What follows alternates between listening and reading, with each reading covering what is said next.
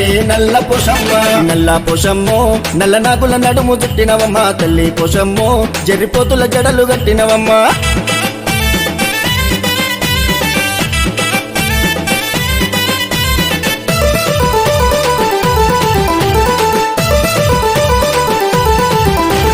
లెక్కలేని మొక్కులో మొక్కినారు భక్తులు దిక్కులేని వాళ్లకు నీవే కదా దిక్కు